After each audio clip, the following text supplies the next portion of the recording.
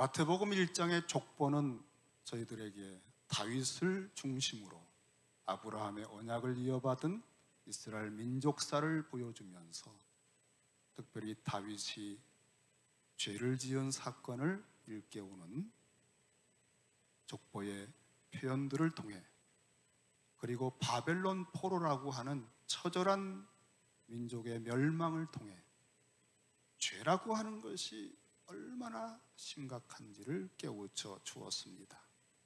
그래서 아브라함의 자손과 다윗의 후손으로 오시는 메시아는 그 어떤 것보다도 죄의 문제를 통치하고 극복할 수 있는 분이 아니면 수천 번 그 역사 반복해도 도루묵이다, 그런 표현을 할 수 있을 만큼 이 죄라고 하는 것을 다루어야 하는 특별한 목적을 가진 왕이 탄생해야 되겠습니다. 그러기 위해서 성령으로 잉태하셨고, 오늘 21절의 말씀처럼 아들을 낳으리니 이름을 예수라 하라. 이는 그가 자기 백성을 그들의 죄에서 구원할 자이심이라 하니라. 그러므로 하나님 나라의 백성은 예수 그리스도를 만나서 죄를 용서받은 사람들의 모임입니다. 그리고 죄를 이기는 사람들의 모임이고, 죄를 쳐서 복종시킬 수 있는 가르침을 받은 사람들의 모임이죠. 교회는 죄의 용서함을 받을 뿐 아니라 죄와 싸우며 죄를 이겨내며 주님의 말씀을 따라 순종해낼 수 있는, 그래서 주님이 살아가셨던 삶을 재현하는 그러한 사람들의 공동체가 오늘 이 하나님의 나라입니다. 그런데 이런 메시아가 탄생할 것에 대해서, 이것은 단순히 지금 일어난 사건이 아니라 선지자들이 예언을 한 것이 성취되었다라고 오늘 마태가 우리에게 얘기해 줍니다. 이것은 마태복음의 특징입니다. 마태복음이 주는 선물입니다. 우리 지난주에 잠깐 들춰보다가 말았는데요, 마태복음 13장 52절을 보면 예수께서 이르시되 그러므로 천국의 제자된 서기관마다 마치 새 것과 옛 것을 그 곳간에서 내오는 집주인과 같으니라. 이 곳간이라고 하는 단어가 데사우로스라고 하는 단어를 쓰는데요, 보물상자, 금고라는 뜻입니다. 이 천국은 밭에 감춘 보화다 그랬죠. 이 천국이라고 하는 것은 창세 이후에 마지막 새하늘과 새 땅까지 이 역사 속을 관통하는 보화입니다. 이것을 발견하는 사람들은 모든 것을 팔아서 이 천국을 소유하고자 할 만큼 귀하고 소중한 것입니다. 천국의 제자된 서기관들은 천국의 비밀을 알고, 그래서 천국을 사람들에게 소개할 수 있는 훈련을 받은 사람들입니다. 그들은 천국이 말씀으로 담겨진 곳간에 들어가서 새것, 신약의 말씀, 그리스도의 가르침과 옛것, 구약의 말씀, 선지자들을 통해서 해주신 말씀들을 그 보물 창고에서 그 보물들을 가져와서 옛것이 어떻게 신약에서 새것으로 성취가 되었는지, 옛것의 예표적이고 그림자적인 번뜩이는 영광과는 비교할 수 없는 이것이 성취된 완성품을 가지고 보여줘서 보는 사람들로 하여금 감격하고 감탄하며 기절할 만큼 그 찬란하고 찬연한 천국의 영광에 매혹당하게 하는 것이 바로 이 천국의 제자된 서기관이 하는 일입니다.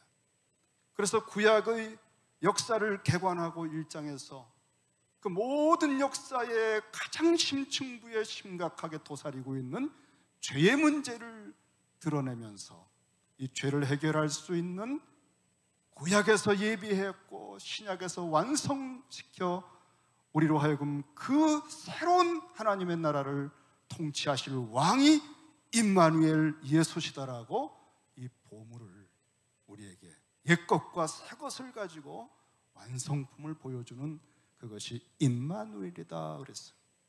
임마누엘이라고 하는 이 말 속에 그 보물의 모든 것이 담겨 있다는 거죠. 자, 그러므로 여러분 오늘 보물 구경을 좀 하십시다. 임마누엘이라고 하는 것은 왕의 새로운 명칭입니다. 천국이 보화라고 했지만 그 보화의 심장, 보화의 머리, 보화의 중심, 가장 그 보화의 영광스러운 부분은 그 천국의 왕의 영광입니다. 바로 임마누엘이죠. 이 임마누엘에 대하여 이것은 주께서 선지자로 하신 말씀이 이루어지신 거다 하면서 이르시되 보라 처녀가 잉태하여 아들을 낳을 것인데 그의 이름은 임마누엘이라 번역한즉 하나님이 우리와 함께 계신다. 이것은 이사야서 7장에 나오는 말씀인데 이사야서 7장을 오늘 좀 잠깐 들춰보겠습니다. 옛것의 보물을 한번 저희들이 보고 오늘 다시 새것과 결합된 완성품을 보고자 합니다. 이사야서 7장 1절을 보면 전쟁이 일어나고 있습니다. 남쪽 유다의 왕은 당시에 아하스라고 하는 왕이었습니다. 이 사람은 하나님 보시기에 악한 왕이었습니다. 우상을 숭배하고 다윗의 길을 떠나서 정말 믿음이 없는 사람이에요. 이 다윗 왕조는 하나님께서 언약을 맺어서 마침내 아들이다라고 여기는 고대 근동뿐 아니라 열방 중에서 하나님 여호와 아버지 하나님께서 당신의 얼굴처럼 이 다윗 왕조의 왕들을 통해서 당신의 영광을 비추는 열방의 빛이 되어야 할 그런 대표적인 사람이 이 왕입니다. 다윗 왕조의. 그런데 이 아하스라고 하는 왕은 하나님 아버지의 마음을 너무나 근심케 하는, 정말 하나님께서 괴로워하시는 그런 왕이었습니다. 이 아하스가 통치하고 있었던 남유다에 이제 북이스라엘과 아람이 동맹해서 공격을 해왔습니다. 아하스를 갈아치우고 자기들의 꼭두각시 왕을 세우겠다는 그런 계획이 있어서 지금 공격을 했는데, 그 당시에 아수르라고 하는 거대한 제국이 모든 나라들의 위협을 주는 것을 벗어나고자 이 북이스라엘과 아람이 동맹을 맺었어요. 그리고는 남유다의 아하스에게도 너도 우리와 동맹하자, 그래서 우리가 아수르를 좀 견제하고 살아야 되지 않겠는가 했지만 아하스는 노했습니다. 그래서 분노하고 북이스라엘과 아람의 동맹군이 남유다를 공격한 것입니다.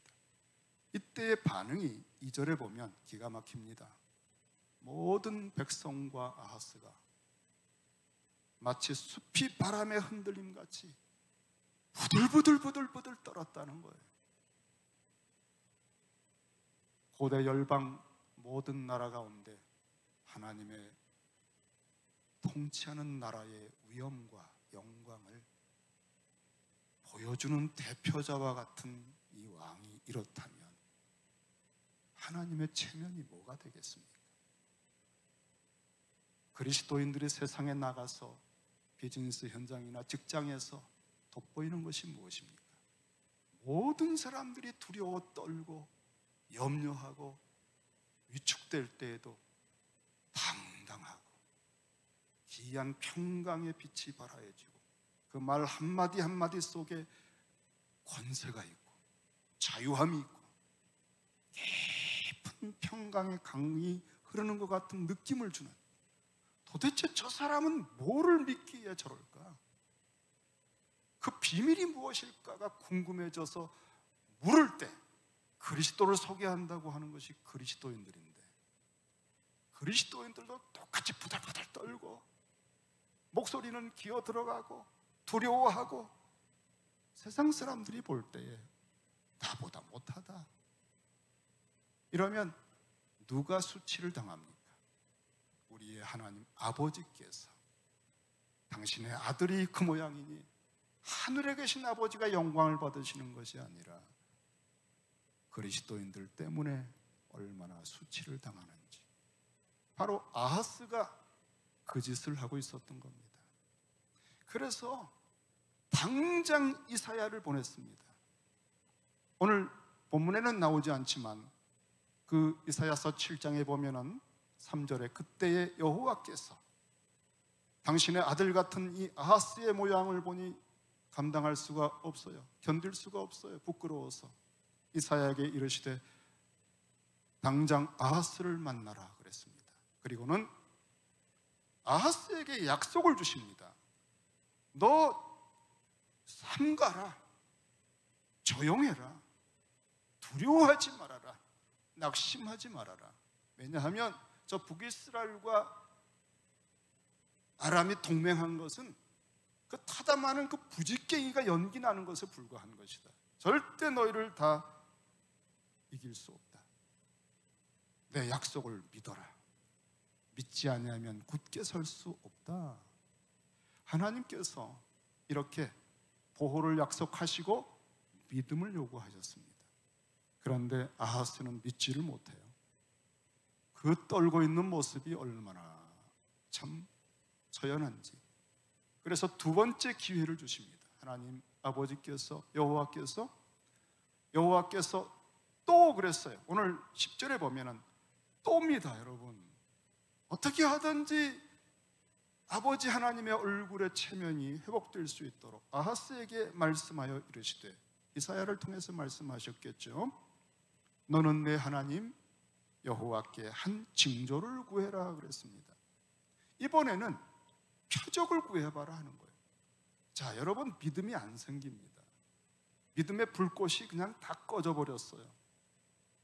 아무리 무슨 얘기를 하고 해도 믿어지질 않으니까 그걸 어떻게 믿어요? 그럽니다. 그때에 대개 획기적인 표적이나 기적 같은 것이 일어나면 와우, 진짜 살아계시구나 하나님이, 이렇게 죽어가던 불꽃이 타오를 수 있지 않아요? 표적의 효과죠. 그래서 이 아하스를 어떻게 하든지 믿음을 회복시키기 위해서 표적을 구해봐라. 너가 이 정도의 표적이면 와, 진짜 하나님께서 살아계시네. 정말 이 북쪽과 아람의 동맹군도 내가 두려워하지 않을 수도 있겠구나. 그러면서 믿음이 살아날 것이다. 너 내 수준에서 원하는 어떤 것이라도 표적을 구하면 내가 보여주마 그랬습니다. 아, 여러분 대단하지 않습니까? 여러분, 조건이 없어요. 제한이 없어요. 그 말씀 표현이 기가 막혀요. 깊은 데서든지 높은 데서든지 구해봐라. 내가 만약에 태양이 하늘 중천에 딱 1시간 동안 머물게 해 놓으시면 내가 하나님이 역사를 통치하는 줄 좀 믿어지겠네요. 그래? 그러면 내가 태양을 1시간 딱 정지시켜주마. 홍해가 갈라졌다고 하는데 그거 요단강 한번 하루 동안 딱 갈아 놓으실 수 있으세요? 그래? 그거 보면 너 믿음이 좀 생기겠느냐? 글쎄, 한번 해주시죠. 그러면 내가 그거 해주마. 자, 여러분, 하나님이 만드신 천지 만물 가운데 어떤 조건을 요구해도 하늘에서 별이 한 20개 정도가 갑자기 다 떨어지는 걸 보여주실 수 있으세요? 너 그거 보면은 믿음이 좀 생기겠느냐? 열방 가운데 내 위엄을 좀 나타내고 여호와 하나님의 영광을 드러내는 왕으로 내 아들처럼 한번 든든히 서겠느냐? 그러면 내가 보여주마. 자, 여러분, 이렇게까지 하나님은 당신이 세운 자녀들을 통해 영광을 드러내시고 복을 끼치기를 원하십니다. 세상의 빛이라, 세상의 소금이라, 너희들은 세상의 왕 같은 제사장이라. 여러분, 세상은 우리가 빛을 비추지 않으면 죽습니다. 우리가 맛을 낼 수 없으면 세상은 정말 살만한 곳이 아닙니다. 우리는 정말 너무너무나 중요한 사람들이에요. 그래서 우리가 무엇을 초점을 가지고 살아야 되는지를 잃어버리면 맛 잃은 소금이 돼서 아무런 가치가 없어요. 정말 여러분, 2021년도에 뭘 해야 되는지 아세요? 여러분의 모든 것인 천지를 창조하시고 역사를 경영하시고 그리스도 안에서 우리를 구원하신 우리 하나님 아빠 아버지를, 그의 나라를 절대 우선 먼저 구하셔야 돼요. 그의 나라와 그의 우를 구하라. 그리고 우리의 의식 구조가, 의식혁명이 일어나야 돼요. 절대 우선순위를 먼저 그의 통치와 나라에 초점을 맞추고 호흡이 있는 동안에는 끊임없이 하늘에 계신 아빠, 당신의 이름이, 당신의 그 공의와 그 선하심과 그 주권과 그 자비하심과 천지만물을 창조하시던 전능하심과 그 모든 섭리의 그 능력의 영광이 합당하게, 그 이름에 합당하게 영광을 받으시기 원합니다. 그리고 당신이 통치하는 그 완전한 샬롬의 나라, 의의 나라, 자비의 나라가 이 땅에 이루어지길 원합니다. 그 뜻이 이루어지는데 제가 평생에 필요한 일용할 양식을 주시고, 용서하지 못한 사람들 때문에 또 몇 달을 낭비하지 않게 이 온전한 하나님의 위대하고 거룩한 사역에 막힘이 없이 사랑할 수 있도록 용서해 주시고, 마귀가 시험에 들게 해서 또 허탄한 세월을 보내지 않게 지켜주시옵소서. 이 소원과 기도가 여러분 속에서 용암처럼 들끓어야 돼요. 이거 특별한 거 아니에요. 너희는 이렇게 기도하라. 이렇게 기도하지 않는 사람들은 그리스도인의 빛을 발할 수가 없어요. 필요할 때만 기도하고 급할 때는 부탁하여 기도하고, 그거 끝나면 언제 또 기도가 되는지. 우리가 이렇게 비정상적인 삶을 너무 오래 살다 보니 널려있는 그리스도인들의 삶이 다 저렇게 하는 것이 그리스도인 줄 알고 착각하며 지내왔습니다. 아하스가 그런 사람이에요. 이 모양이 되니까 표적을 구해봐라 했더니요, 뭐라고 하는지 아세요? 나는 하나님을 시험하지 않겠습니다. 이사야가 복장이 터질 뻔했어요. 다윗의 집이여, 아하스여, 들을지어다. 당신이 사람을 이렇게 마음을 괴롭히고 그것을 작은 일로 여겨서 나의 하나님을 이렇게 괴롭히느냐. 하나님 아버지의 마음이 찢어지고 있다. 얼마나 가증합니까? 이 자식 하나를 살려서 하나님 아버지의 영광을 회복하시려고 이 믿음 없는 악한 자식을 끝까지 놓지 않고 격려해서 믿음의 불꽃을 일으켜보려고 정말 표적을 구해보려고까지. 보통 여러분, 이건 정상규례가 아닙니다. 원래는 하나님을 시험하지 말라 하셨어요. 그러니까 그런 말은 참 신앙이 좋을 때 하는 말이죠. 그거를 넘어서서 예외조항으로 아하스에게 그걸 허락해 주신 거예요. 그런데 마치 무슨 자기가 신앙 좋은 척, 제가 하나님을 시험하게 하지 않습니다. 저는 그런 거 안 합니다. 그러고 있는 거예요. 사실은 이 사람은 하나님을 믿는 사람이 아니라 이미 아스루에게 조공을 갖다 바치고 있는 거 없는 것 다 갖다 바치고 아스루 왕에게 머리를 조아리면서 제가 당신을 섬기겠습니다. 저희를 도와주십시오. 북이스라엘과 아람이 연합해서 저희를 공격합니다. 막아주십시오. 그리고는 그 아스루의 우상 제단을 그대로 옮겨와서 우상 숭배를 하고 이런 사람입니다. 이미 믿는 데가 있는 거죠. 그래서 하나님을 구하는 것이 뭔지를 몰라요. 이렇게 하나님께서 특별한 기회를 주시면 일생일대 내가 무엇을 구해야 할까 하는 어떤 비상한 어떤 생각이 들지 않아요, 여러분? 그리고 이 민족사에 무엇이 심각한 건가? 죄의 문제를 이길 수 없구나. 죄를 어떻게 이깁니까? 지혜를 어떻게 얻습니까? 얼마나 구할 것이 많습니다. 이렇게 두 번째 기회까지 무산되고 났을 때 오늘 13절에 보면 세 번째 하나님의 말씀이 선포됩니다.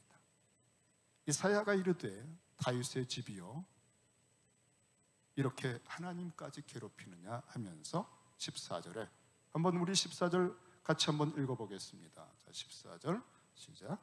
그러므로 주께서 친히 징조를 너희에게 주실 것이라.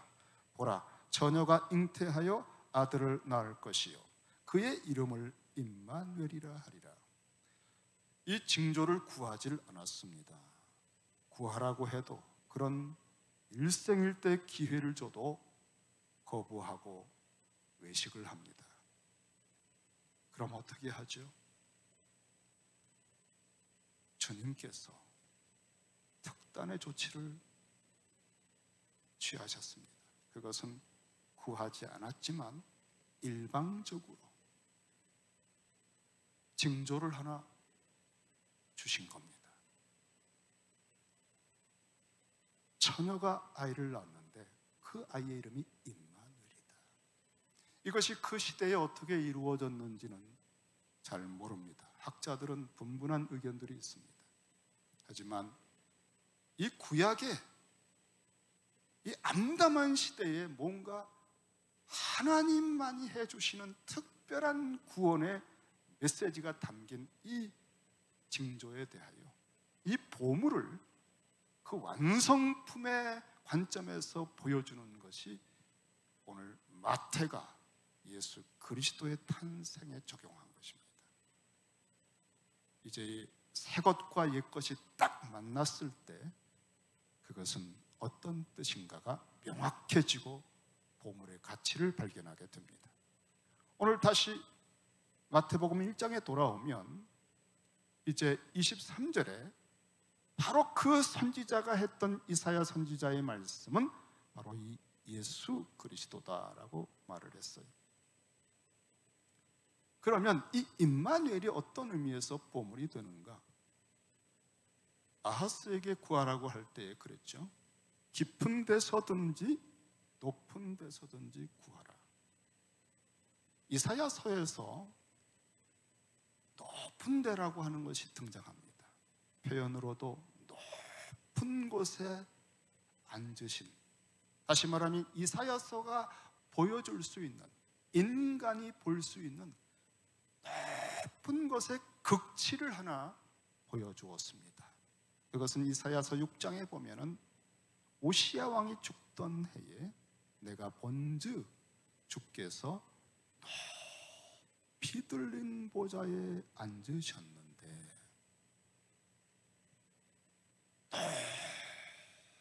높은 데서도 통치하십니다.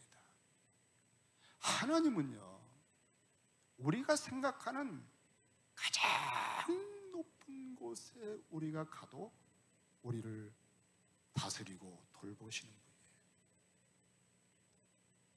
그리고 이사야서가 보여주는 가장 깊은 데가 있습니다.